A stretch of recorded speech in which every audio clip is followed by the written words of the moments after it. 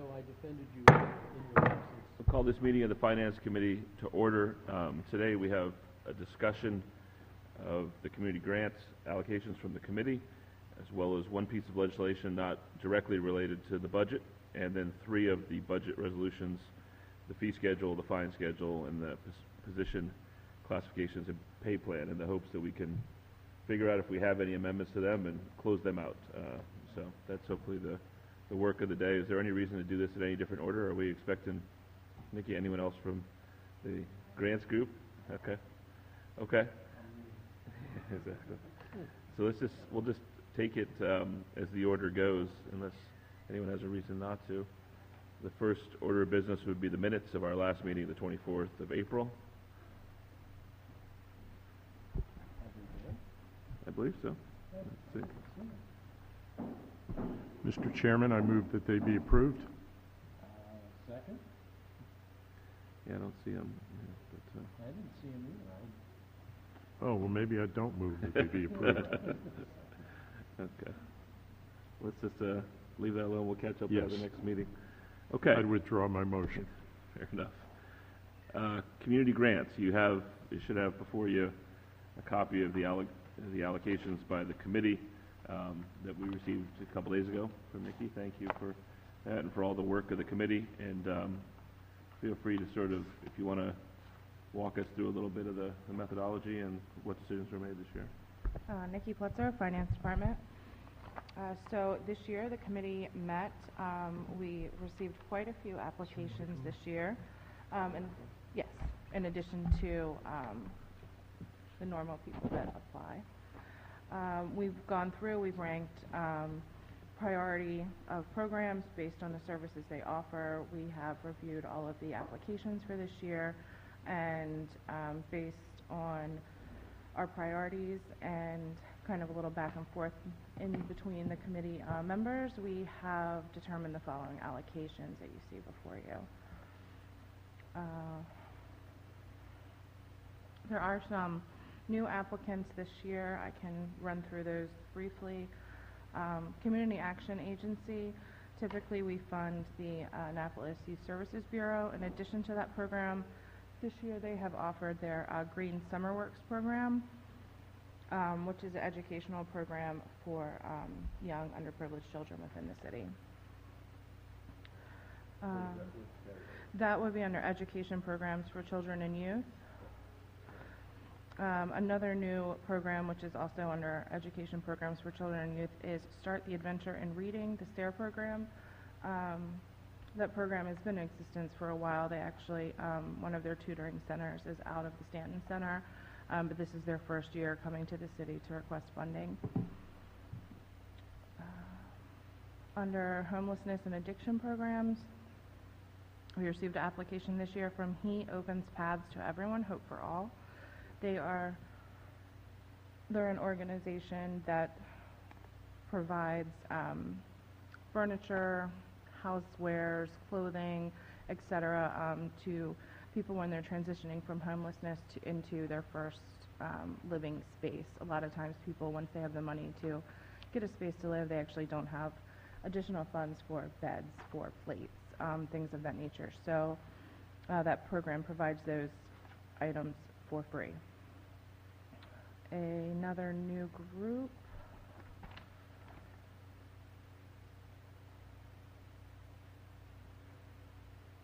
Oh, Annapolis Film Festival. Oh, I'm sorry, which one? Oh, Samaritan House. They have applied in the past. Last year they did not apply, although they did this year, and they're requesting money towards their capital improvements, which is what we had funded in FY16. I believe they received around 6,000 for capital improvements, and that project's ongoing. So again, they've requested money towards the expansion of their campus. Annapolis Film Festival this year, that's another new group. They're under Category 3. They have requested funding this year to help with the film festival.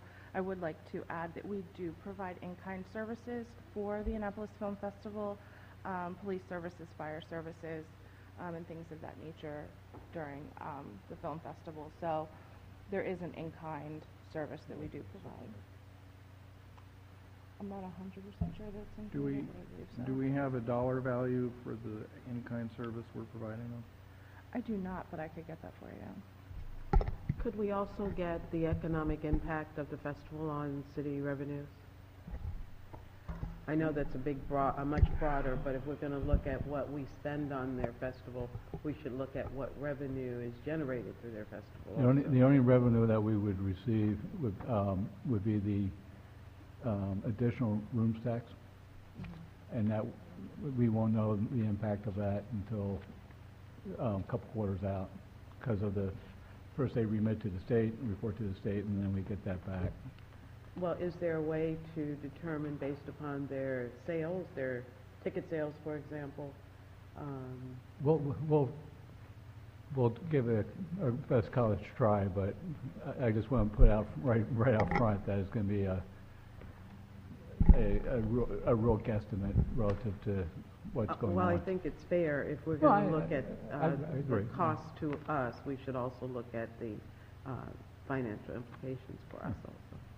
And, I mean, don't they, as an event, ticketed event thing, don't they pay the same city ticket tax the way Watermark does, or? Amusement tax, yeah, Do they? but that's, again, I But don't, I believe they're a nonprofit. So, They They're are. exempt. So, Right. yeah. so the only thing I really can think of, because any sales tax, we don't get. That tax for the ticket sales we don't get. The only thing I can think of is, right off the top of my head, are the hotel taxes. Yeah, I don't have their full application in front of me. I only have a couple select pieces, but I do recall that at some point in their application, they did mention that although there's no direct way of seeing the increase from the people that come for the festival, that I think that they had spoken with local area hotels, and they noticed a certain percentage of increase during that time. And as the years progress, we'll be able to measure it more substantially, but I can look at that and see what they provided. I'll talk to Connie Dulcet Moray and see if she has any information. I would ask that we look at other opportunities. Maybe this isn't the right venue, but the film festival has become a pretty significant event in the city. And I, for one, felt somewhat embarrassed that we had all these other sponsors and the city was not one. We provide transportation, and I'm sure we do the same in-kind police and fire that we serve everyone else with, but we are not a noted sponsor with this organization. So maybe the Finance Committee will look to see if there's another opportunity for us to support well, the festival. hopefully if this is approved and there is dollars coming from the grant program, we'll be a sponsor next year. But your point's well taken, that it's a pretty special event, and we should figure out sort of how to measure it and how we can be more supportive, because it's going to be here for the long haul, hopefully. Thank you. Sure. We had one final new applicant this year, and that was and I'm going to not pronounce this correctly, Mu Row Uplift Foundation. That is, I believe, a fraternity organization that has partnered with Asbury Methodist Church, and they are looking for funds to do capital improvements to create a conference space at Asbury Methodist Church. So that is just a brief recap of the new applicants for this year. Okay. Alderman Arnett? So the amount of increase of the total funding is up $3,000 from last year? That- 295 to, To 298, that is correct. any reason given for such a small, strange increment? Actually, the mayor had requested that an additional $1,000 went to arts and public places this year. So that would bring them from the 14.3 that they received in FY17 to 15.3 for FY18. Mhm. And he also increased that $2,000 go to Maryland Hall for the creative arts, which would increase them from $18,000 in FY17 to $20,000 in FY18. Well, there's the mayor now. Well, I think,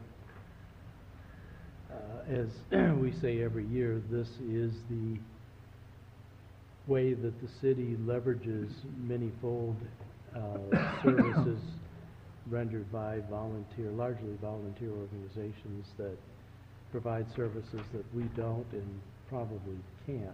So I think it would warrant, I certainly will be thinking about some increment of increase to the total. That still leaves a question of distribution. I always turn to Alderwoman Finlayson for my guidance on the distributions here because she's worked on it for so many years. It looks to me like it's pretty much a status quo distribution, which may be fine, I don't know, but may not be enough. I do have one question, if I might. The Maritime Museum, who used to make a request regularly, I thought we entered an agreement with them that they would not make a request, and in lieu of that, we are waiving their annual rent. Yes. The agreement was they would not make a request last year. So it was a one-time only, not make a request. Well, I'm then sorry, is that there a was not my one-time, understanding. so that was a one-time only, we don't It's a charge 20-year them lease. rent? So we waived their rent one time, is that what? No, I can comment further on that. So yes, we did enter into the agreement with the Maritime Museum, so they no longer apply for the community grant to help them operate, and in lieu of that, we give them their rent. This application that they submitted this year is specifically for the Ellen Moyer Park at Back Creek. I'm sure you all recall there was legislation a few months back, and we've leased the park to the Maritime Museum. It's their intent to create some type of outdoor educational space that I believe they kind of represented to everyone when they took the lease. They're now requesting funding to fund those improvements to the park. Okay. So it's for Back Creek Nature Park? Correct. It's not for the Second Street facility? And it's for improvements, not for operating. They say it's for improvements because they're turning that space into an outdoor educational. Got it, yeah, I know what, And the Program. presentation has been that they're, right, that the dollars that they'll be raising privately to put into that will outstrip this, by a substantial amount. But Yeah, and they're- in the long haul, they're leasing Get it, but them it rolling. still is our property. So, before I go to Alderman Payon, so we've had an issue in the past of, and we dealt with this last year, the 2 or 3 different organizations who have a mandate from the state that we match contributions, and as I recall, it's the Youth Services Bureau and the Four Rivers Heritage Yes. Group, And and it they- looks like we've done the same amount of funding as we did last year in each of them, which Correct. And those keeps are- us in line with those. Those are line item allocations, whereas the rest of the funding kind of comes from the pot that gets divvied. Yep, good, okay. Alderman Pam? Thank you, Mr. Chairman. The Compass Rose Studio Theater, is that a 501c3? The program that they put forth each year, yes, they are. I'm sorry. The short answer is yes. Okay.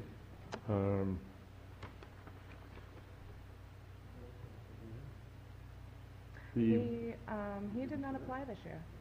the Volunteer Center for Anne Arundel County, do we know how much Anne Arundel County throws in? That I do not know. Can make a note of that. Yeah, they really are a valuable program. They provide, just countless volunteer hours to the city specifically and to the county annually. I don't think I have it with me, but they do have a monetary amount that their volunteer hours sum up to each year, and it's pretty significant. Okay, and the Bloomsbury Square parking assistance, how does that work? So the residents of Bloomsbury Square come to SP Plus and let them know what their address is and where they need this permit, and then SP Plus bills the city and we pay for those additional permits. You know if we've investigated using the state garage that's immediately adjacent to Bloomsbury Square? I do not believe we've looked into that. I'm sorry? I don't believe we've looked into that now. May, the state garage that's adjacent to Bloomsbury is available for public parking evenings and weekends. It's not available during the day. The parking permits were introduced to Bloomsbury Square because they are otherwise inundated during the day by the legislative staff who would like to park on their streets. And the strategy of doing it this way instead of doing it as some sort of part of our contract with the parking SD, I mean, this is cleaner to do it this way, to give them the money and then move back Yes, through? this, as you will recall, back in a couple of years ago, I introduced legislation to waive the fee for them, and the city attorney said that was likely to be unconstitutional. I remember. So we're structuring it as a grant, Okay. which the city attorney was comfortable with. And does the $1,500 allocation sort of Yes, cover the needs? yeah. Do we have any other parts of town that we use this for? I would like to first time. request that we extended this to, we had a discussion about this. Is it Hopkins? Right, Alfred Hopkins? No, it's the, I cannot think of the name of the housing. It's a HACA property, but they have also run into the same situation where they have a specific number of lots in their unit that is the exact number of residential spaces. So if they have if anyone has more than one car, they have nowhere to park. Sounds like O'Berry Court or College Creek I think Terrace. it's like a retirement, possibly like an older. Timothy House. Isn't that Timothy House that's on Well, Foot they of do Lake have a Street? parking lot in the back, though. But is it adequate? It's always, I think it is. But we're having trouble at the Morris Blum Center right now, surprisingly, because that's a pretty good-sized parking lot, but they still run out of room.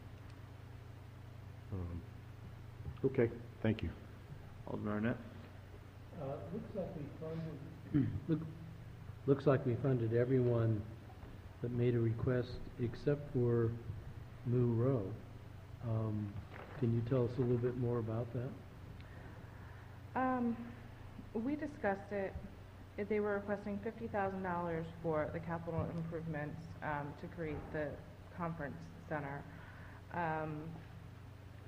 We were focusing the funds more on the youth programs, the outreach programs, and it was a little bit of a stretch to see how this project was going to benefit the city as a whole.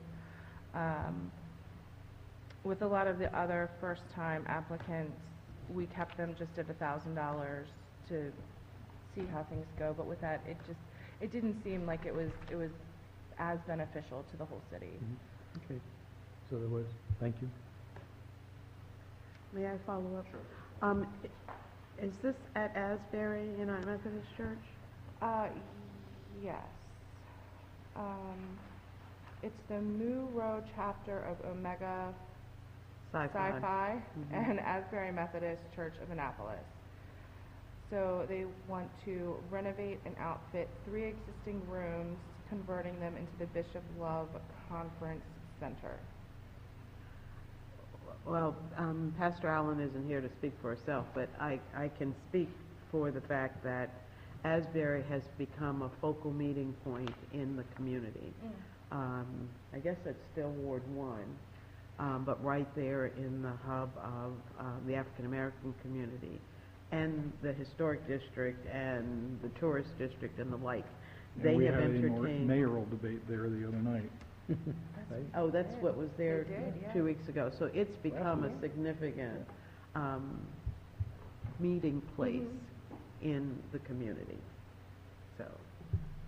So, again, if we could follow on, I guess I'm not interested in funding their own capital improvement program, but if it would be interesting to know more about what they intend to use these conference rooms for.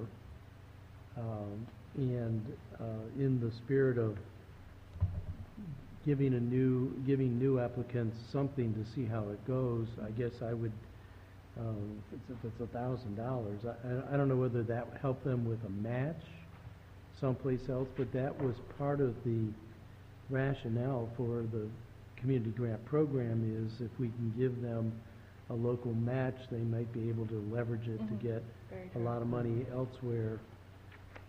I do have a little reticence about, investing in a capital improvement program for the church, but if it's an improvement program that is making community space more available, and we do use Asbury United Methodist for a lot of different kinds of meetings. They've been a good partner in the community.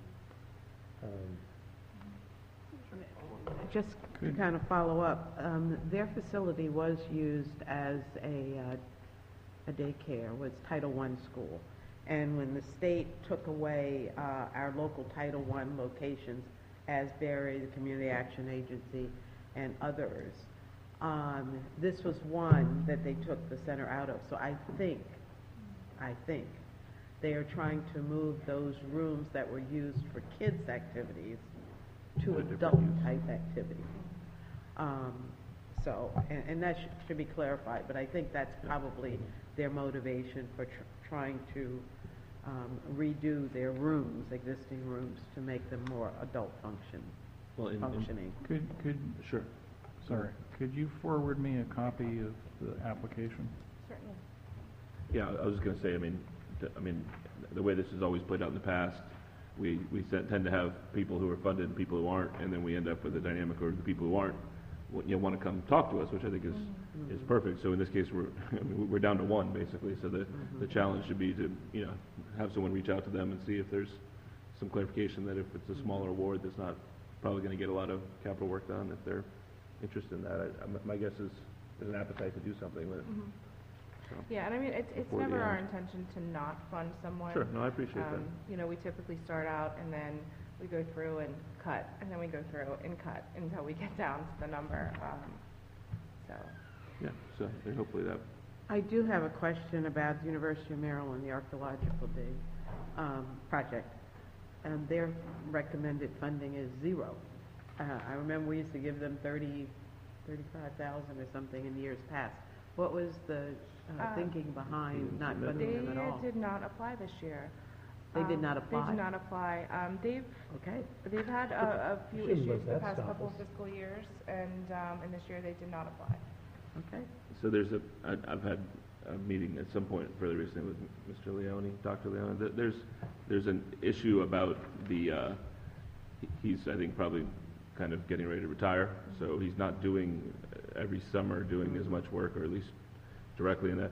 His focus is now on moving all of the collection to a new library at the University of Maryland and trying to work with the city. And I know he's met with Tom and the mayor and trying to figure out that. So I think the thought is, if the city's going to spend any money, it should be to make sure the collection is handled appropriately. So I think he's sort of stepping away from actually digging every summer. That's seems to be my sense. But. So we may hear from them again Oh, in yeah. the future. Yeah, exactly. Thank you. Sure. Okay, other questions or thoughts on any of the allocations? I guess, to Alderman Arnett's point, my guess is there's an appetite from the full council to hear a little more about that one project, and hopefully we could see, that think doesn't have to be done until we're at the We have a floor. lot of room. We could come up with another $2,000 and make this a full $300,000 as opposed to $298.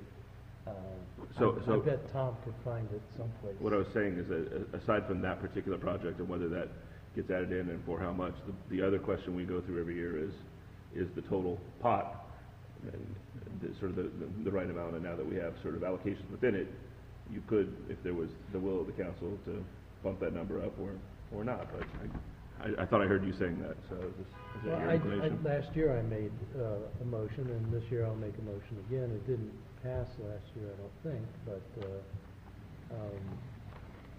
again, the leveraging aspect of this, it just seems like it's a very good investment. We get many multiples back for the dollars we put out. We give people that local match that they need in their grants, so we'll see where we are with everything else. But I think last year, didn't we talk about taking it up to 400,000? I believe that was.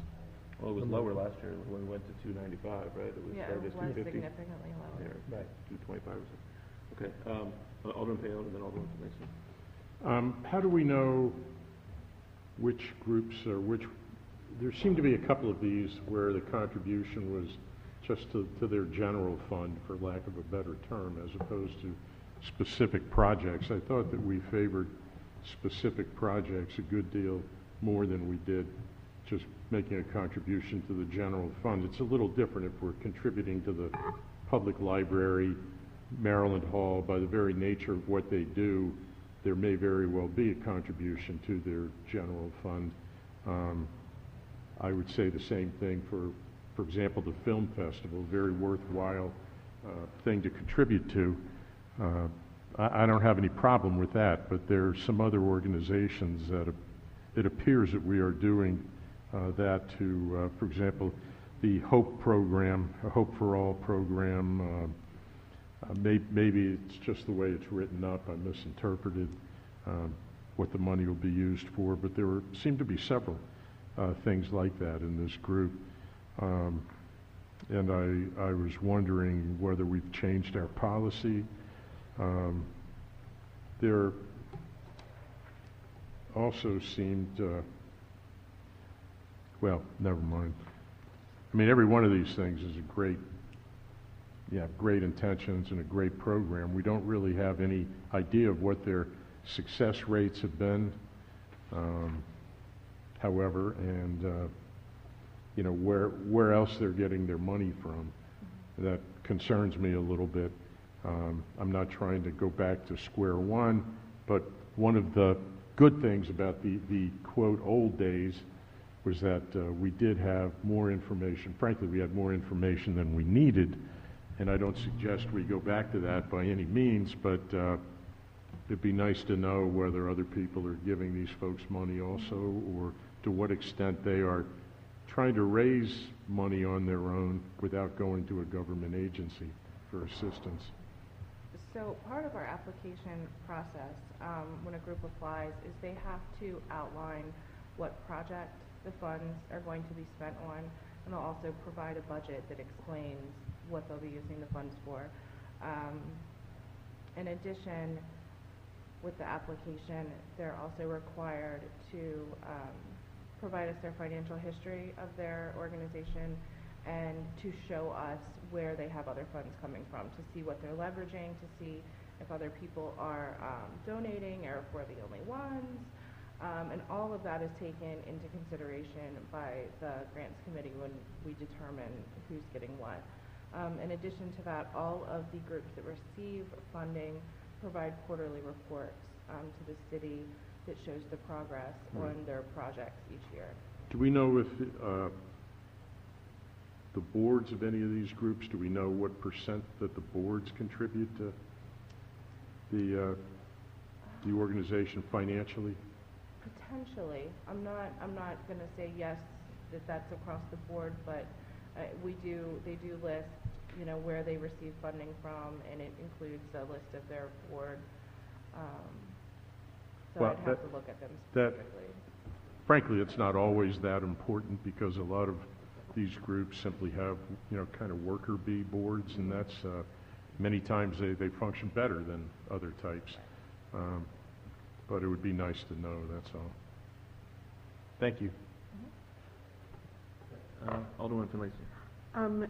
Nikki, and maybe you responded. I was looking at the Kunta Kinte Alex Haley, and I think I received an email from you and from the mayor saying that there was a $7,500 amount someplace else in the budget. Yes.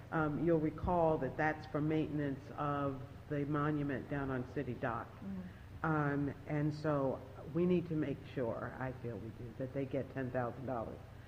So if there's 7,500 somewhere else, and I'm only seeing 2,200 here, then I would ask the committee to consider whatever the difference is, 1.3? Yeah, there's 7,500 that's included in the mayor's office, like his actual office budget. And then we had proposed the additional 2,200. After reviewing the allocations that the committee has proposed, the mayor went back in and he has mentioned that it's his intention to add an amendment that increases a few of these, and one of those was the Kunta Kinte Alex Haley Foundation. So he would like to add an additional 800 to the 2,200 to bring them fully up. So it would be 10.5 for FY18. Well, I think the committee would appreciate knowing what the rest of those recommendations are. I can run through I'm just them. saying, but I I'm think not there. he emailed everyone. Oh, did he? Yes, the Okay. mayor did Yeah. email Okay. all of us. He did not indicate what the source of funds was going to be, however. That was my next question. Okay. Other questions or thoughts about the allocations and the work of the committee? I think we have a couple issues that we'll need to get resolved before we can formally endorse this as it is, that we've already sort of talked about a little bit, but, so if nothing else on this now, I think we'll set this aside and we'll come back and revisit, finalize it when we get into these. The two questions that I made notes on is this program at Asbury Methodist, and should there be an award? If so, how much? And the second one is the overall total dollar amount number, and are we interested in increasing or decreasing, I guess. Okay. The next item.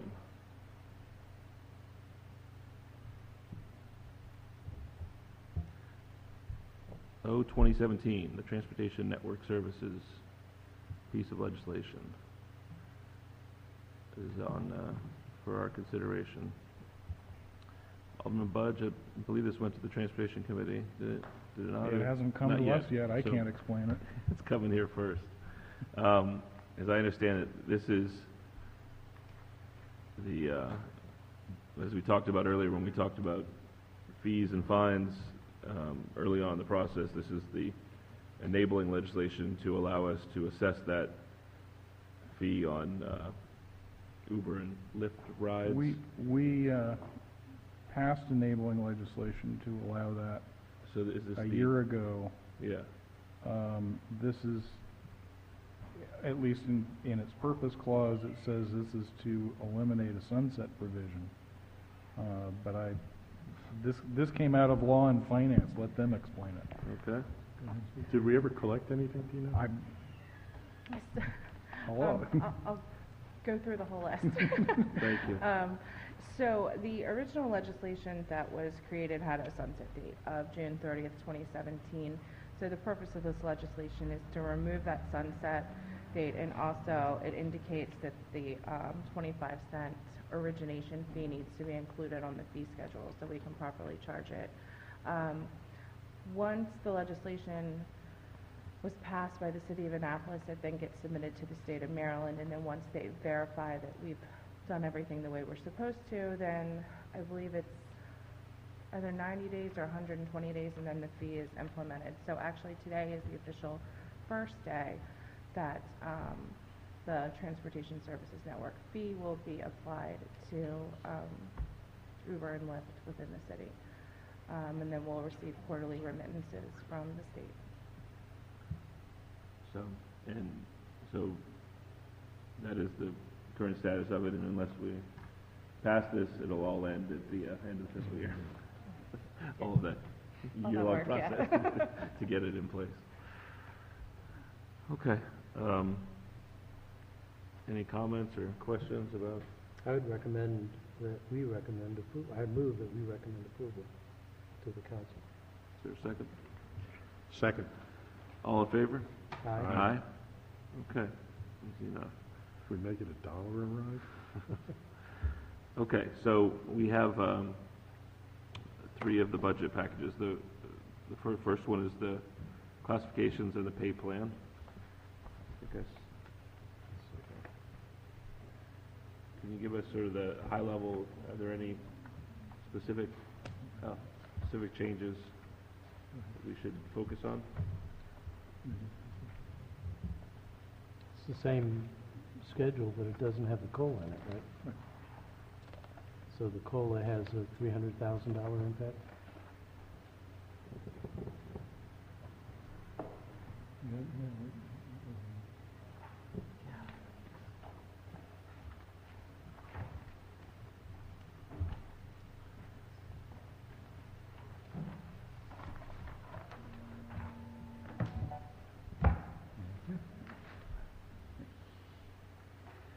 So, before you are, there's two schedules, if you will.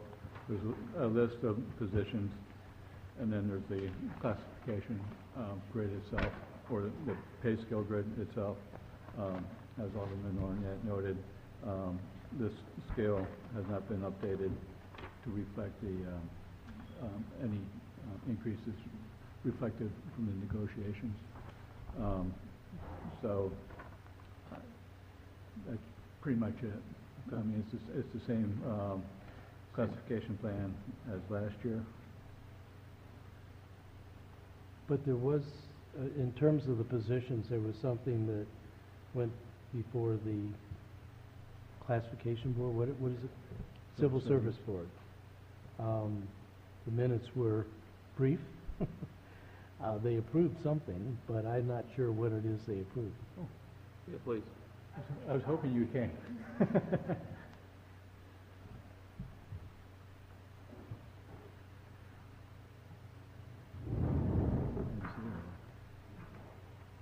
The one change before the Civil Service Board this year was for legal assistant, and the recommendation was for a grade change from a grade 9 to grade 10. So that's been approved by the Civil Service Board. It's being put in the budget because obviously it's got to go before the Finance Committee and through that formal process before it's supported. So But that's there were a one of whole the bunch changes. of positions in the Civil Service Board minutes, if I could ever get Granicus to bring it up. Here it comes. You sure? Yeah, so job descriptions for DNAP, is this just, oh, it's just This is changing them cleanup. to, Yeah, this to is all planning the and zoning. Okay. reorg cleanup and I went through all of the classifications that are in that department and made sure the references are to the departments that they really do report to now through this budget, the budget that we're in. And then the only position that required a title change, as I recall, was Maria Brown's title because she was assistant in DNEP. Now she's planning and zoning. Right. There was no effort, no expectation to make changes that were related to grade assignments or any other substantive changes to the job description itself. The only effort I was trying to accomplish with that was to have it reflect the reorganization. but we can't approve this salary table as is, right? Because it doesn't have the COLA in it? And we now have 3 out of 4 bargaining units ratified. Tomorrow, the clerical technical group is voting on their collective bargaining agreement. So there'll be a reissue of this table There would need to be. reflecting? There would need to be. There are 2 things that should be reflected. In the case of the public safety unions, there are additional longevity steps added, and then everybody will ultimately be the same in terms of a 1% cost of living adjustment effective with January 1 of 2018. So, Mr. Chair, the one action in legislation I think we could approve unless there's, or make a recommendation on unless there's discussion, is the change of the one level in the Office of Law. And I guess the reclassification of people from DNAP to planning and zoning, but we can't do anything with this salary table until we have the right numbers. Yeah, we'll have to bring that back for your approval. Okay, so I made some notes here, just to follow up. So I think we probably just, I guess the question is, will that be ready by when we're ready to move on next Well, week as from soon today? as we have a vote tomorrow, we'll know how Okay. things have turned out with the last ASME unit, and Okay. then that's all finalized. Who is it that's voting tomorrow? The clerical and technical union ASME 3162. Yep. Thank you. Yeah. Last Friday, the Labor and Trades Group adopted their agreement, and prior to that, police, and then prior to that, fire. Okay, so. That's the good news. Yeah. We will, Okay. we will have a summary. I'll put a summary together for you so you know what the collective bargaining agreements resulted in, and have that for your reference as well. Thanks. And is the funding for that in the budget already? Yes, sir. Okay. So we'll, I'm sorry, go ahead. Just an editorial comment. I think we entered this negotiation in a very bad place. And I think particularly with the openness that Steve Silvestri generated and sharing every bit of financial detail, I hope we have earned back some respect and trust from our colleagues on the staff and in the union. And next year is going to be tough because we'll be doing 3 years, and I know the unions put off a lot of issues this year just to get through this process. But I Well- hope we can carry in a lot of goodwill, and we'll be done with the class and comp study by Right. then. Right. So we'll have more substance to nosh on. And another item related to negotiations is that when it did go for vote, what was recommended was unanimously adopted. So Yeah. I think that does also help us speak to what we're able to accomplish in negotiations. Yeah, this well, year. congratulations to you and the whole team, because Thank that's a you. big turnaround. Big turnaround. Okay, Alderman Mason? Yes, and Trish, congratulations to you and the team. Thank you.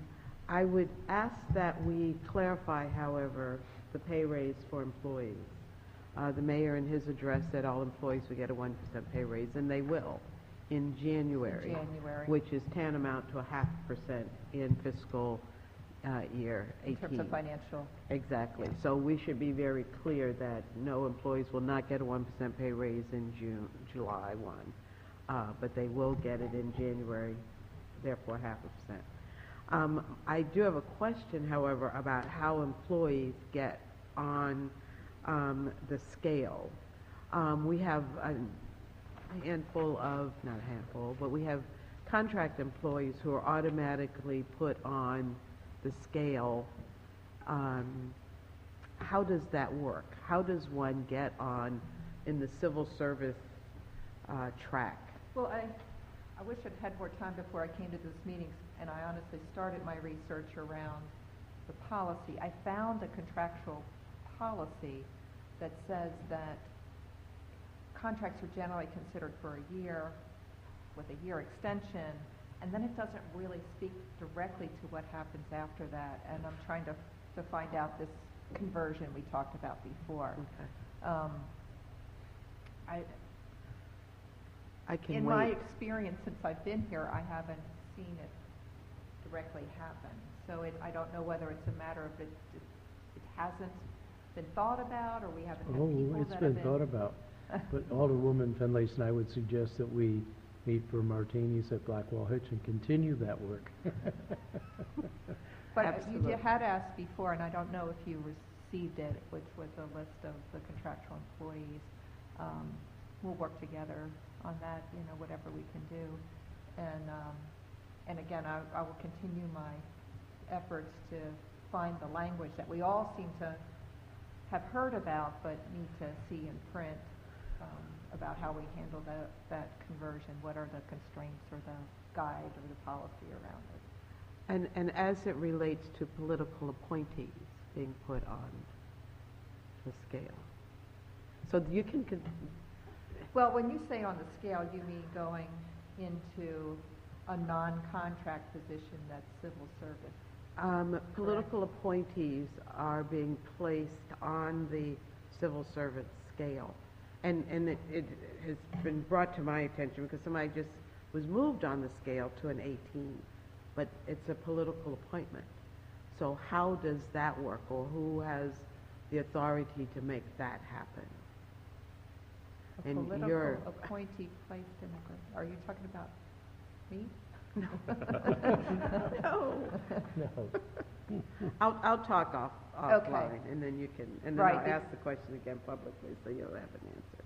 But clearly what we try to do, just so you know, our expectation in HR is that when there's a position that is filled contractually, but there exists an exempt service position, and, you know, and I think you're alluding to, in the mayor's office, there are a couple of positions that are on contract that aren't in the exempt service. That's not disallowed, but they must have a funded position in order to create or fund any contractual position that is utilized. You know, and so we have position control around contract employees. I mean, we don't just create positions on an as-needed basis. It goes through a very real evaluation and support through position control.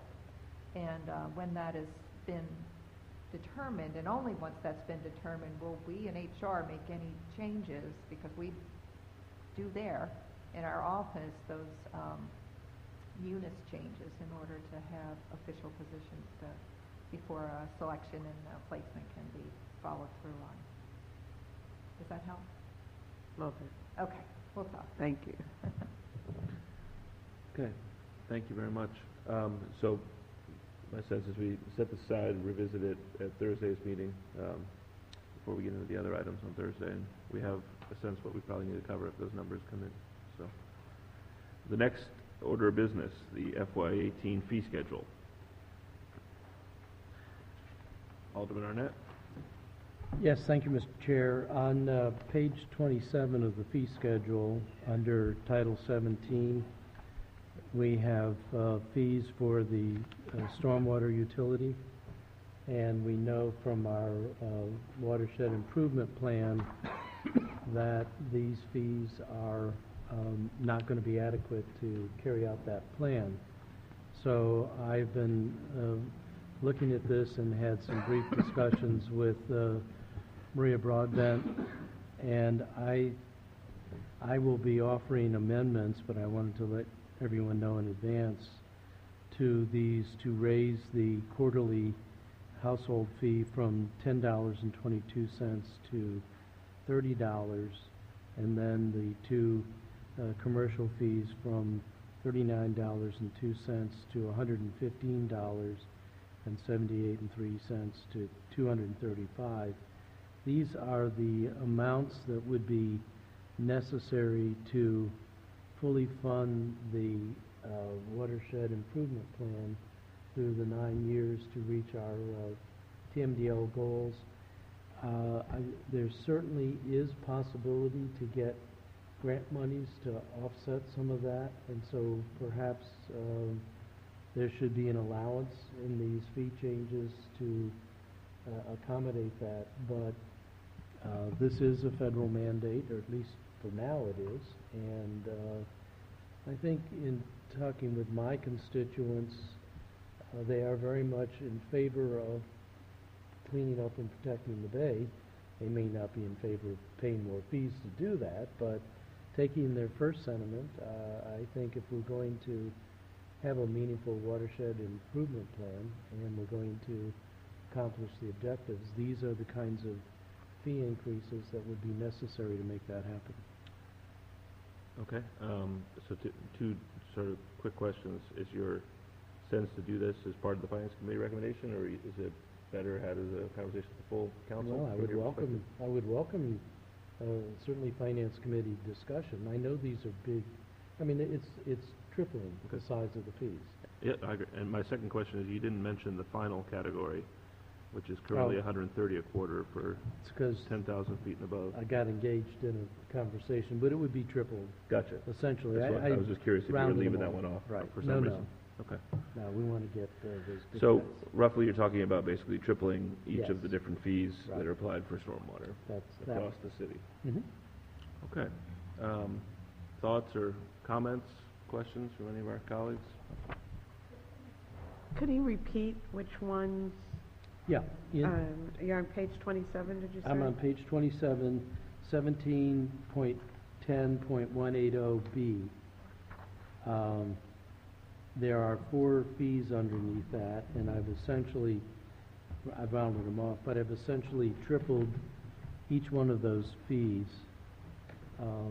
And the way I got to that tripling was I took the $850,000 a year that we generate from the fees now and divided it into the average $2.5 million a year we need.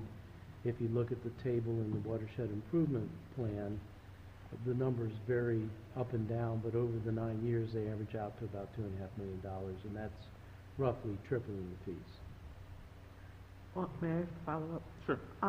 Did you consider phasing, do we actually spend 2.5 annually, or do we have the potential?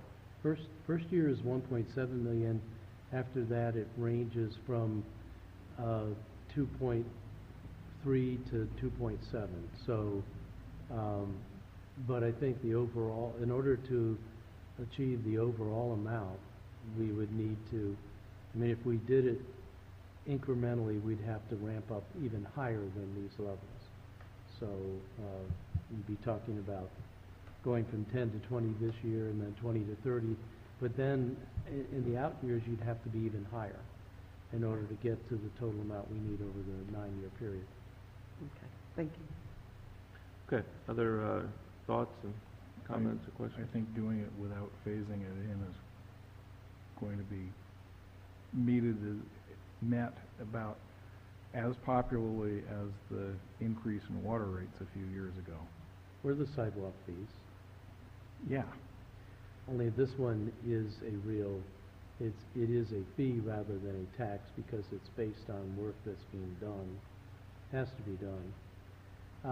Certainly, phasing it in is something that, I'd be open to that. It means in the out years, maybe some of us won't be here then. The fees will have to be even higher. But the first year, I believe the amount that we need is 1.7 million. The amount we have is 850. So we would have to at least double the fees in the first year. well, I think jumping in full blast without understanding what kind of grant money is available is certainly conservative budgeting, but it may be aggressive.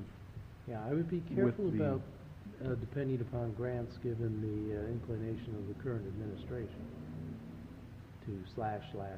So I'm operating under the assumption that we're on our own. Any cleanup we do, we're going to be doing ourselves. Not going to be getting a lot of help from higher levels. But obviously, it takes 5 votes, so I will acquiesce to whatever compromise my colleagues can agree to. Okay. Other reaction to Alderman Arnett's idea?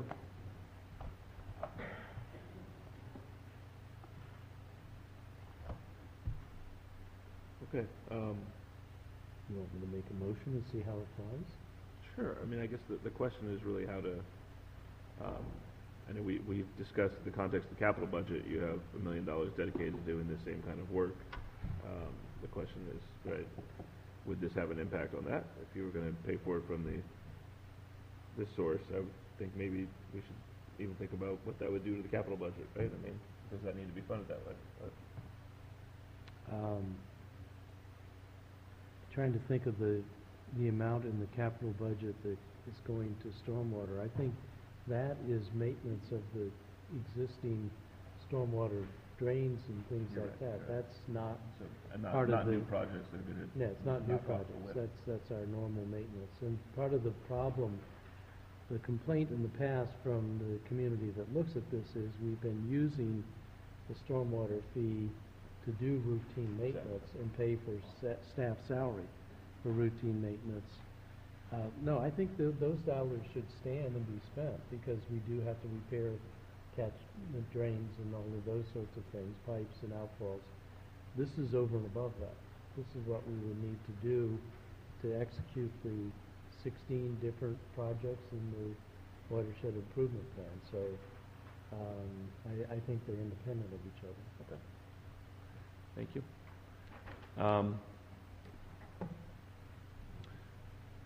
Sure.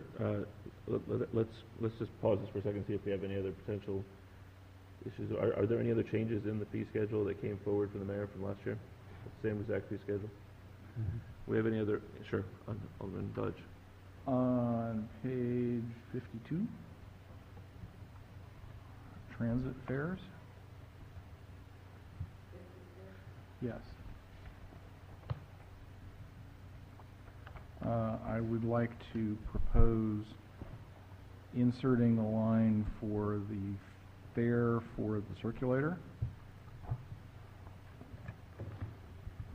To be 0. Where is the current line for the, from last year's budget for, where we added a dollar in the previous year? Oops. Yeah.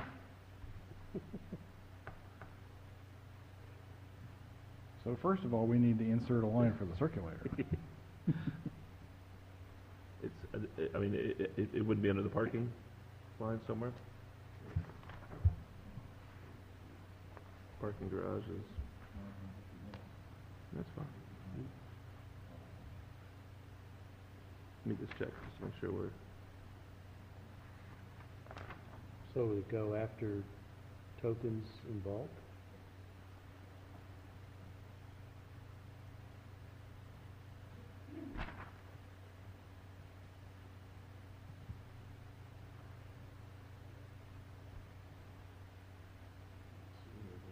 I don't see it in parking anywhere.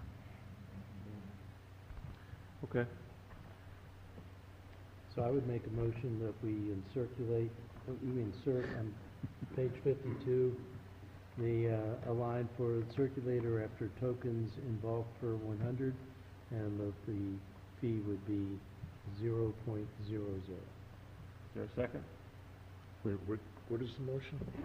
Motion is to add the circulator to the transit fare schedule and to set the fee at 0.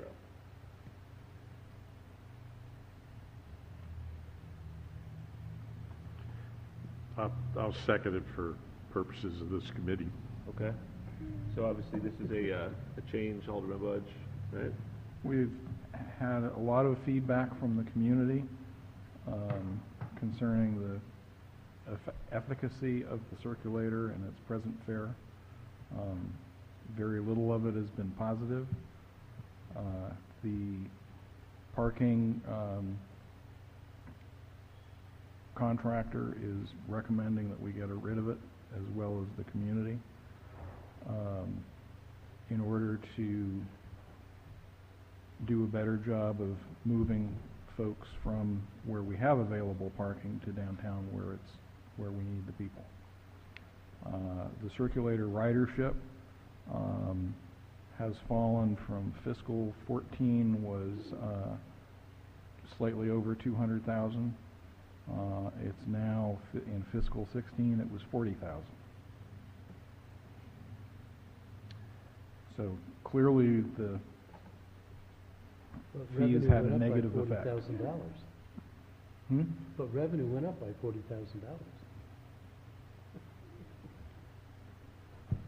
Well, we didn't lose $1 million a year on it. I think we lost. I don't think we covered our costs for the circulator. I would agree with that. Okay. Other questions or comments about the amendment on the floor? Sure. Alderman Just Felice. for clarity, we're not talking about eliminating the circulator, we're just No. talking about eliminating the fee for the It's circulator. a twofold fix. One is to put the circulator fee in there, which we Right. should have had before, and then to change it from $1 to free. Okay. And do we know how much, did it generate 40,000, is that what I heard? It was 39,000. 39,000 in the last year. Okay, thank you. Gee, the same number of riders as we have citizens. Everybody took it once. Okay. All in favor? Aye. Okay. Any other potential changes, recommendations to the schedule before we go back to Again. Alderman Arnett's Whopper? Yeah, I would like to, just as a working motion, move that we change the fees on page 27, under Title 17 to $30, $115, $235, and $390. Put it on the parking lot if the motion is passed, and we can explore two things. One, phase-in, which, you know, I certainly think that's a reasonable. Page again. And the other would be to discuss with the staff if there's a meaningful possibility of getting grants. We still may be able to get state-level grants, in which case that would reduce the impact of these fees. Or maybe it means we can increase it and leave it at that phased-in increase. Teach me to read my iPad. I'll second it. I think, yeah, I'm not sure that we're at the right exact numbers, but the question is, I think, I think a fee increase. pushing through the process to have a conversation about what Right. those numbers should be, I think is Right. an important conversation to have in the context of this budget cycle, so. Okay, so what we have is basically each of the 4 stormwater utility fees that assess based on the size of property, roughly in round numbers to triple them. Right. It's been moved and seconded. Any other comments or questions? All in favor? Aye. Aye. Okay. Nothing else in the fee schedule? Do we have a motion to move to recommend to the full council the fee schedule as amended? So moved. Second. All in favor? Aye. Aye. Okay. And the last bit of business for today is the fine schedule. No, hold on. Yeah, the fine schedule. Point of information Sure. on the fine schedule. And maybe Alderman Budge would be the best to answer, but does this reflect, and I'm looking at Title 21, the changes that we made for the Forest Conservation Act legislation? What page are you on? Well, it's page 16. It's at the end of the Of the fine schedule. fine schedule. We had made some changes. Actually, we also made some changes for fees, too, I think. I guess the general question is, for both fees and fines, did we get in all of the changes that we made with passage of both the Forest Conservation Act and the no net loss amendment? In the Forest Conservation Act, is heavy lifting in areas Fees, so we gotta go back and make sure. Fees, right. Pardon? Yeah, Mm. which was only passed in the last couple months, so it would probably, I guess the So- question, Bruce, I mean, for your team is, you know, those pieces of legislation we passed in the last 6 months, have they, or certainly the last budget, have they caught up here? And my guess is there could be other pieces of legislation other than even those ones, just to make sure we know that since these were drafted by the mayor even, I mean, there could be some in transit here, right?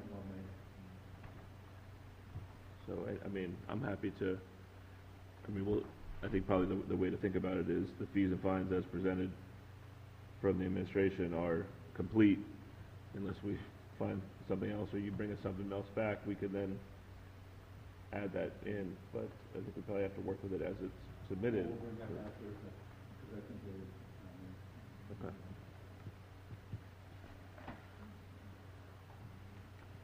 So aside from anything that should be in here that may not be in here, does anyone have any particular alterations to the fine schedule that they were planning to offer? None here. No, Mr. Chair? Okay. And, Bruce, other than any of these things that may have been done in the last little bit, there's no additions to the fine schedules coming out of the last budget process?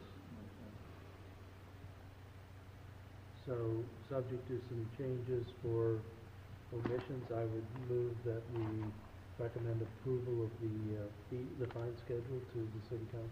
I'll second that. All in favor? Aye. Aye. Okay.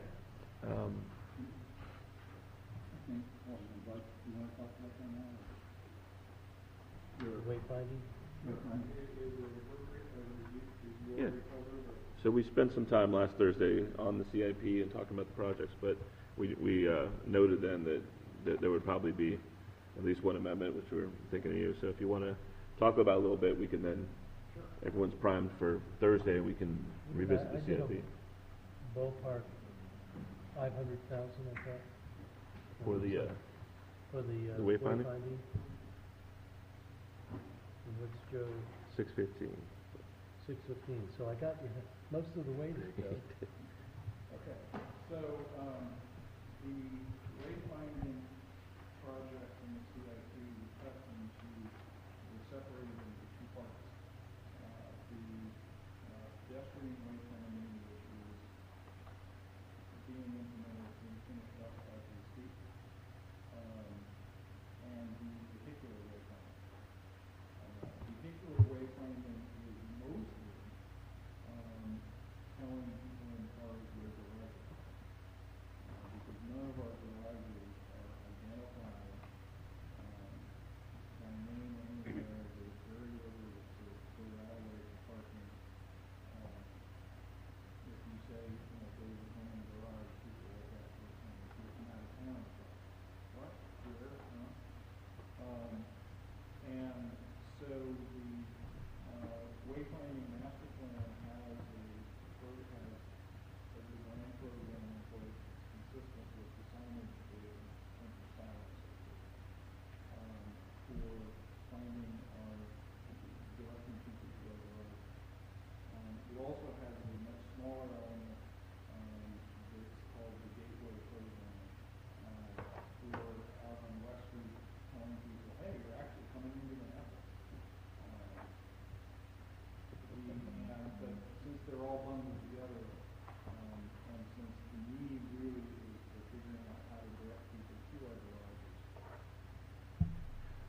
The concept is to fund the rest of the wayfinding program through debt service to be paid by the parking fund, because it's all about garages and getting folks there. If it's done right, ultimately the increased revenue in the garages will pay for the debt service and we'll all live happily ever after. The monetary number that you see here, the 16,000, is the cost of the entire program. The city's program did not include any active wayfinding, which tells you, that garage is full or not, which is something we want to have in there. So once I get numbers from the parking contractor, we'll be able to cut this down somewhat. But I wanted to make sure that we had a number that we were working with that was, at least at this stage, that would encompass the whole thing and we wouldn't have any negative surprises. Thank you. So Alderman. I would really like to put in a word for active. I went over to Strathmore on Saturday evening with my sister and my son, and we were eating in Bethesda beforehand, and we went into their public garage, and it tells you the number of spaces available on each floor. I mean, it was so nice to not have to worry about going round and round and round. And it was very dynamic because the first floor we went to had 6 spaces available when we pulled in, and by the time we got a little bit farther, they were all gone. So we had to go down another level, but still, I mean, that is just an amazing service to provide our residents and visitors.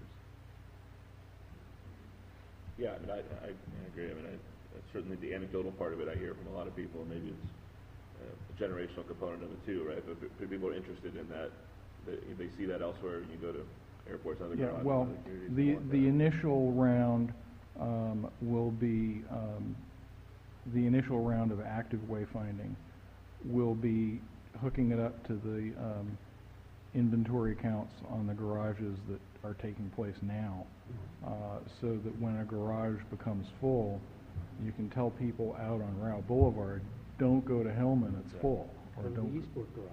or, yeah, go to Eastport. Sport garage. So before this is completed, I mean, when we get to consideration, we're likely to see that number shift, basically, depending on. Yes. Okay, other questions or comments about the budget amendment? A question, Alderman Budge, can you Mhm. tell us how the initial 65,000 was spent? Do we know? Yes, it was spent on the pedestrian wayfinding. And in addition, the city received a grant from Four Rivers to fund a significant chunk of the pedestrian wayfinding. So was it 65 or 220? Flip over on the other side. This is prior funding 220, and then it says non-city resource funding. Some of the prior Yes, funding went into the- the study. The prior funding was a total of 220, 65 of which came from Four Rivers. Okay. So are we expected to, or should we be seeing any signs at all that look like these? You don't have it? There is one outside of City Hall right now. Okay, And so there's you one know in I'm not Eastport. very attentive right now. There's one I in know, well, you Eastport. come in the garage. And there's one in Eastport? You can- Okay. Okay, thank you. You come in the garage, which has no vehicular wayfinding, which is why you don't see any of it. Good. Well, not good, but thank you. Okay, So so, do we need to make a motion for 615 to add to the capital? my plan was to get into CIP on Thursday, and Oh, so, all right. but now that we have the specifics of what Joe wanted to Yeah. offer, we can open that up and get into it, so. Can we, while we have Alderman Budge here, talk about Maynard Burgess? Because that was the other thing when we were talking about the capital improvement program. There seems to be a divergence. The planning staff had asked for $100K for that, but I know Historic Annapolis was also pursuing a much larger amount of funding to, Excuse me, but before we get away from wayfinder signs, I've noticed that there are any number of them that have apparently recently been put up. Do you know what they are or what they're about? I mean, there's one right outside of the Hillman Garage on Main Street that did points. you just wake up? That's what we were talking about. Yeah, but they've already been done. Yeah, that's exactly Yeah, what they look for like. Pedestrian. Pedestrian ones, yeah. they're So geared now at we're people talking walking. about for motorists. But they're right by the alley, they're right by the, Well, we're gonna have a gutter signs and, well, that's where they are. So I the mean, the I don't- definition, right, of the ones that are more geared at vehicular are further out at entry points in the city, is that, I mean, usually the way? And then as compared to ones that are more, I mean, is that, Yes, is that the and definition? and How they're they look larger like? print, so you can see them as you're driving by instead of, You mean they don't use a typewriter for all of them? no. Showing my age, typewriter. and correction tape. Yeah. Okay, okay, so we'll pick that up on Thursday when we get into the CIP. You were asking about the Maynard CIP, Burgess. Maynard Burgess. Which maybe we can do that Thursday too, but it's unclear. We have a facility that we stabilized the exterior of. It's an important historic artifact. It is also a potential important resource. And I think there's two different things going on in parallel, but not in tandem. Lisa Craig has asked for $100,000 to do something, but Historic Annapolis has been working with Maryland Live and a group of people there, investors who were looking for something that seems like it's a more likely amount of money because it's $500,000. I don't know what's happened with either of those threads, but before we wrap up the capital improvement program, it would seem we ought to pay attention to maybe Peter Bridges. My understanding is the money that planning and zoning is looking for is to match a grant. It's a match for a grant. I don't know anything much more than that. There's nothing in the CIP now, so there won't be a match. So we better, So I think to your point, that's the other piece of business we gotta get on before Thursday. So if there are proponents of that, they should come forward. As I understand, the casino money thing you're talking about is that county authority, basically, right? Mhm. That makes awards for community entities. So it would make sense that the foundation would be the logical one to be the recipient of a grant from them to do a project. Again, we'd have to talk to somebody who's involved in that loop to see if that has any chance of happening. yeah, we probably need to talk to HA. It's actually, I'm not sure it is the authority. It's a group of African-American investors in Maryland Live, a subgroup, who saw this as something that was culturally important and were Oh, so it's not the working- not the thing that throws off funds for projects in the They county. were working with Robert Clark and Bill Kardash to see if they could come up with a bolus of money, because the notion is to get the inside done, and the notion from HA was to have a lot of African-American artifacts, including clothing and things like that, some of which had been developed by Dr. Leone as a part of our architectural work. I mean, that is probably one of the biggest, best collections of African-American artifacts, colonial times artifacts that we have. And so One of the key challenges on that property is the modifications to the facility that are needed to open it to the public. And it may not be feasible to do that on that property. may not. I mean, it was good enough under the Cohen administration for our offices, but not for Well, the public. that's not that could be maybe public a use. city employee only kind of thing, not open to the public, but Sure. Alderman Finlayson? May I ask? I don't know, but I know that's a challenge there, and I don't know where it stands. They may have to put a steel structure inside the building to stabilize it. Has there been a consideration to not use the second level? Because I thought that was where the structure was weak. So there's no consideration of just making a museums-type structure on the first level and then not using, as a cost-saving measure? I don't think the challenge is the structural cost savings. I think the challenges are more on that property, where can you put restroom facilities and handicap access ramps and so forth. Yeah, okay, That the property apparently doesn't have room for. right. Okay. And I don't think the former mayor was putting us on the second floor. I think he was putting us on the first floor. Just you. I think he's putting us in the basement that doesn't exist. So, the larger point is, Thursday the Finance Committee will close out its consideration of the CIP, and if there's, that project, the Planning and Zoning project, wants to get a second bite at the apple, it's the last time to do it, so. Okay, so yes, please.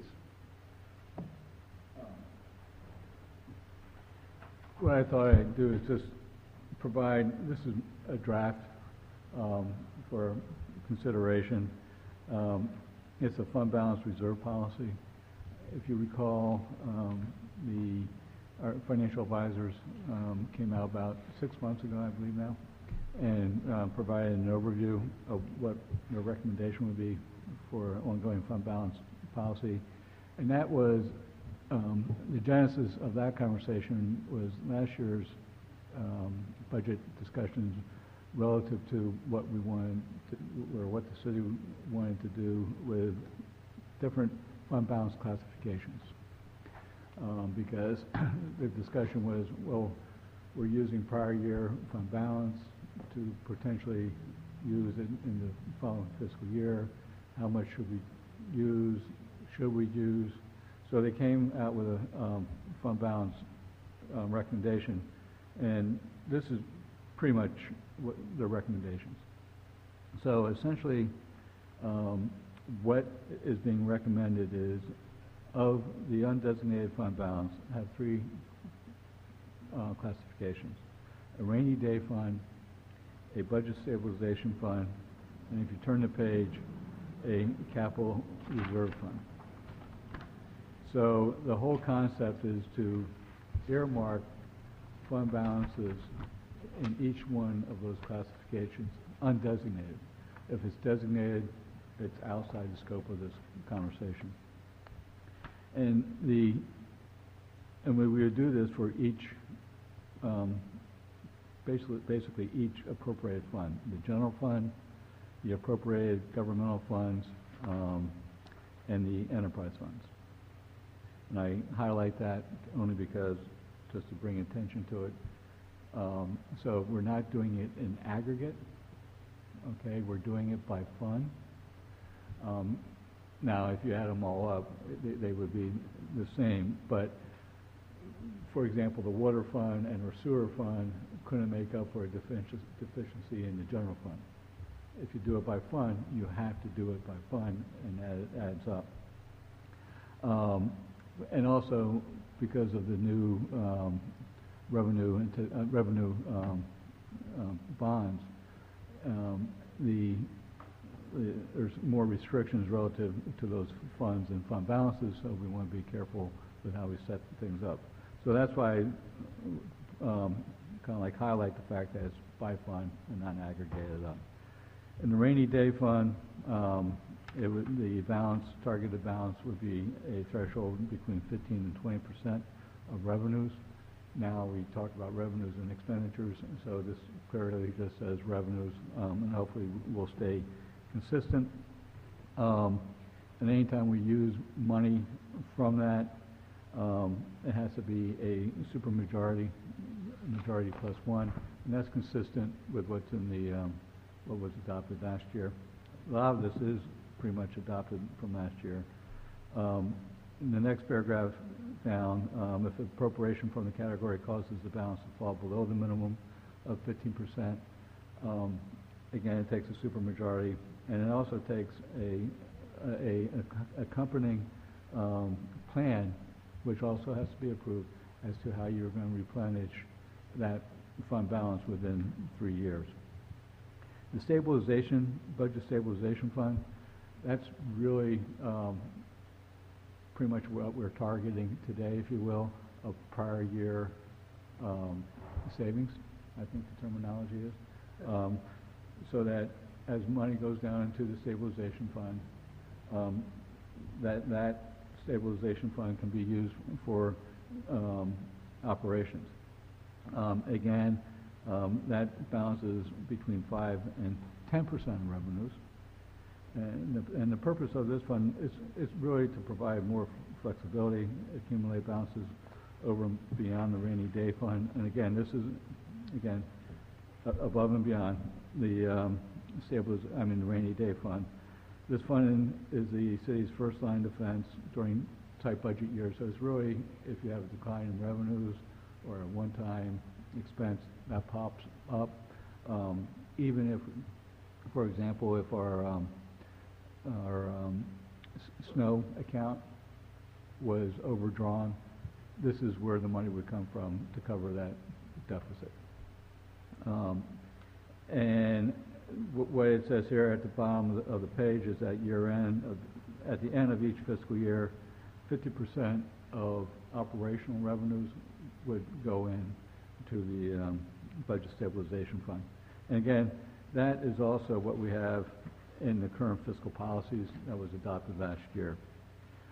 Capital Reserve Fund, again, really identifying a source of funds so that we can do pay-go on an ongoing basis.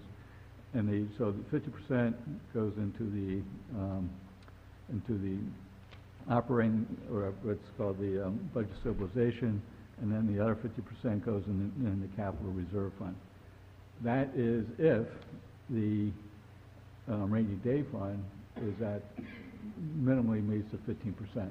If it doesn't meet the 15%, 15 to 20%, it goes in automatically to the rainy day fund first, and anything left over. What I did not identify is, and I think this should be a discussion at the time, rather than you have 15% to 20%, 5% delta. There may be times where 15% minimum is where you want to be, and you want to put more money down to either the capital reserve or the stabilization fund. You might want to get up to 20%. So I think that conversation needs to be had year by year, but I'll defer to the Finance Committee and the excuse me, and the full council relative to if they want to tighten a minimum of 20%, then everything falls down, or have that conversation at 15%. So that's pretty much it. And then at the bottom, the purposes of the capital reserve is for debt service that was used for fund capital projects, to fund capital expenditures, and for capitalization expenditures, essentially maintenance, large maintenance items on current assets, capital assets.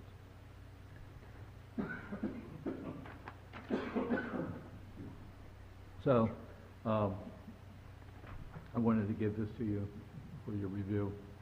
I see some comments. Yeah. Alderman Arnett and Alderman Budge.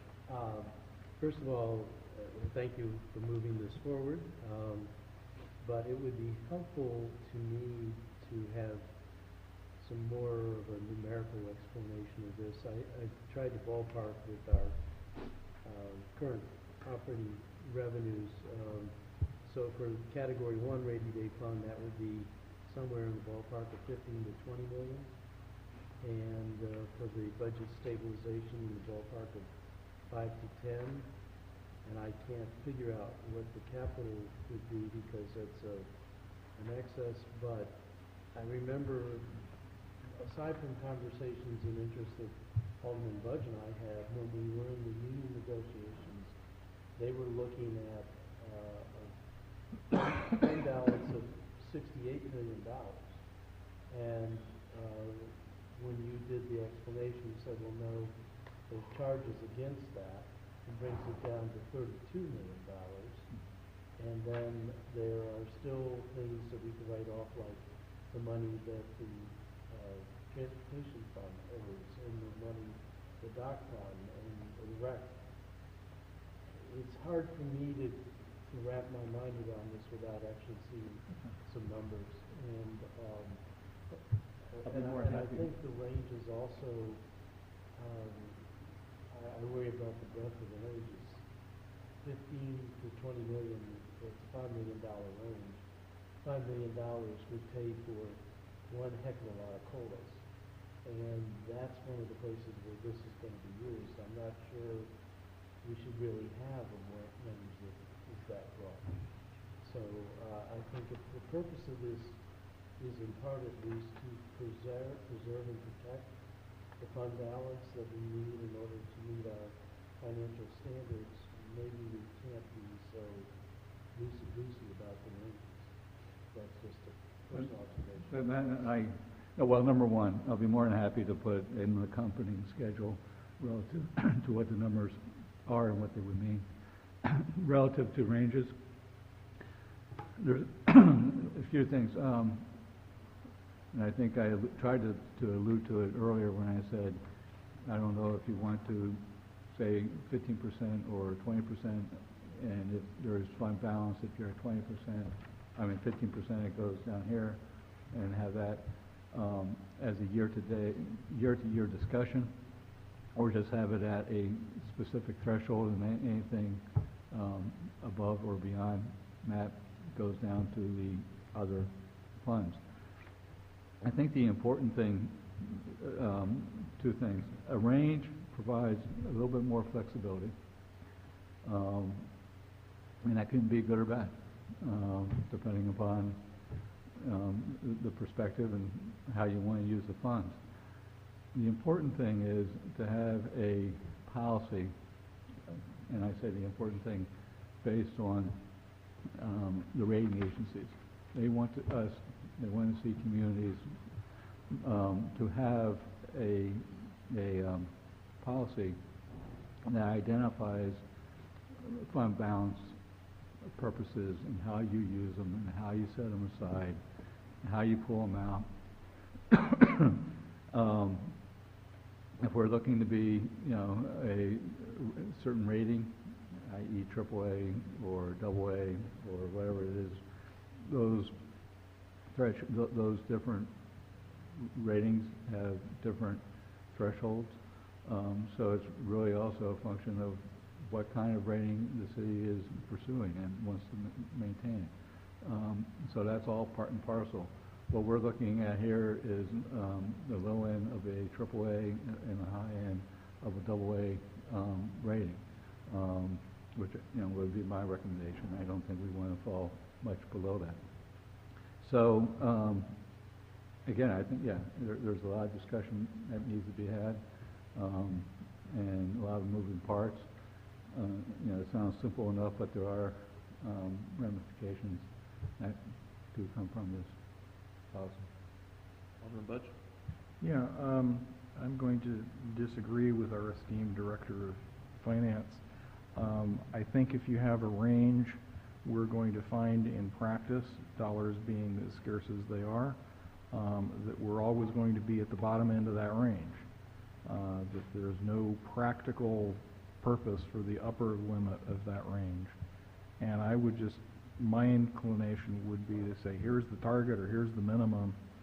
And if it's under that, you've got to take corrective action. And if it's over that, great. But yeah, that's just sort of my quick instinct. The other question I was going to ask is reinforcing Alderman Arnett's ask is, I think if we're going to do this for each enterprise fund as well as the general fund, we need to understand the numbers and map out how we're going to get there, because I know the two funds that I pay the most attention to, parking and transportation, if we flip the switch and say all of a sudden, oh, you need an extra 25% to cover all of these different funds, there's going to be panic all around.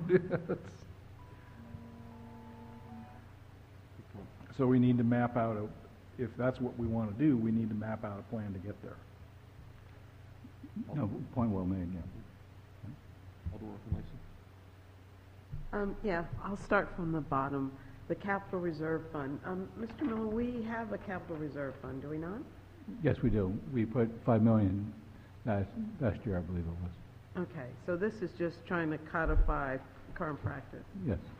The other two funds, the Rainy Day and the Stabilization Fund, why could they not be, with a change of the description, combined into one account? Right now, they are one account, and the discussion that emanated from last year was because we were using, or the discussion was to use prior year savings to have a outline similar to the county, because the county has a rainy day fund. It's pretty much what you see here. And to give the flexibility to the city council to use funds from the budget stabilization fund, but also maintain a tighter control over the rainy day fund. That's why it needs a majority, super majority, the majority plus one, so that it's not as easy to go to that fund balance and use it for other purposes.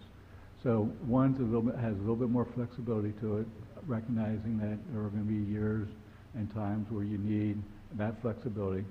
But then there's a core piece of that that's a little bit more protected, so it's not as easy to dip into. Because let's face it, once you use fund balance as a one-time revenue source, and if you're using it for ongoing purposes, you're really getting behind, and you really need to have a strategy of, okay, fine, you have declining revenues this year. We know that, I'm making this up, of course, our real estate values are going to come back, or we anticipate that in 2 years. So in 3 years, we can use that increase in the taxes and reestablish the fund balance. But if you don't have that type of discipline, which is what the rating agencies are looking for, you can get behind the 8 ball very, very quickly by using fund balance for your operating budget. This feels like, in part, an effort to keep the negotiations in their place. Okay. Because in bargaining, if you recall, Yes, ma'am. one of the issues was the fund balance. And now we're going to put in place something that will negate the ability of the employees and their representatives to have that discussion about what revenues are in the city coffers, period. And I respect your concern. So I just understand that's how it sounds. Okay. Because, you know, where I'm coming from, I believe the people who do the work should be paid for the work they do. We are trying to change our vote requirement from 6 or 5-man vote to get anything approved to 6. Well, right now, there's similar language. So if you take a look at the fiscal policies, In our policy, it just requires 6 votes to pass? let me, To get something out of the reserve fund, yes. Okay, I wasn't aware of that, so to get Yeah. something out of reserve fund. So hypothetical, and not hypothetical, this year, if we approve these policies, the mayor would not have been able to allocate 1.25 police to hire police officers. Incorrect. We already would, because we voted unanimously to do that. Okay, without a vote though, but with this policy in place, we would not have been able to use that surplus. Yes, you would. The budget stabilization fund, okay, just needs a straight vote, majority vote. It's like appropriating any other fund, or any other source of funds, okay? It's the rainy day fund that needs majority plus one, okay? If your concern, and I understand your concerns relative to negotiations, if there is concern relative to that, there's always the ability to increase the stabilization fund so that there's money sitting in the stabilization fund, the budget stabilization fund, versus the rainy day fund. But the gist of this is really looking at providing flexibility, budget flexibility. That's what you have the budget stabilization fund. And that would be the negotiations and that kind of thing to get through a sequence of events, knowing that you have coping strategies for the future, versus using fund balance that is really a core benchmark vis-a-vis wise in the rainy day fund for the rating agencies, and really making sure that when you use that the unintended consequences are known. And I'll just point back. You don't have to remind us of the Okay, past. but that's a reality that, Got it. you know, can happen very, very quickly, okay? So this is just, it doesn't take any ability off the table whatsoever. It creates two actually 3 buckets, one for a safety, one for budgetary flexibility, and one for capital flexibility. It's really the bottom line. Okay, well, I hope in the future discussions, we'll be able to eliminate the concerns about barriers as opposed to flexibility. So I'm just saying, that's what it feels like, so. Okay, I respect it. Okay, thank you. Okay. One other Sure. comment on this topic. This is going to sound funny, but I don't think it I hope it will be taken seriously. We should examine the terminology of the rainy day fund so that it does not get confused by others who are not quite as close to all of this with the stormwater fund. I take your point. I can look for alternate terminology. Well, flush fund? I call the question. Okay, so in the context of the budget documents, when we get to the final drafting, is it, the thought is this something that would be in the report from the Finance Committee if we're approved? I would like, yeah, what I would like to recommend is after everybody gets comfortable and we put numbers down and we tweak the language, that we write in the accompanying ordinance so that, but definitely include this as the financial policies that we have as part of the budget. Okay, so if you can bring us, when we meet next, maybe with some specifics, some examples to look at of how, right, is that what you're, Yeah. would be helpful to? But I think there's been a distinction in the mind of the city manager between fund balance and prior year savings. And I think that Tom has limited it to any surplus we had from basically the current year's budget could be reused in the coming budget, the Right. proposed budget. Right. I think if that's going to be a policy, it ought to be an express policy and made distinct from, I don't see how that, That's what the second group is. That's your stabilization fund. okay, all right. So, 50%. Really almost- Right.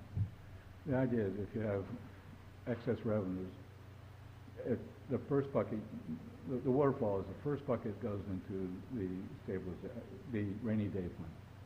If you have a sufficient balance, if it's a threshold or a range, then the step 2 is stabilization, okay, budget stabilization at 50%, and then the other 50% goes into your capital. If at time of budget, that 50% is to be used, it's identified as a transfer from other sources and used as a revenue source. Okay, so we'll put it on the list to talk about a little more when we next meet. Any other items or in advance of next Thursday where we'll get into any amendments people have and more specifics? Do we have a motion? I move that we adjourn. Second? All in favor? Aye. Meeting adjourned.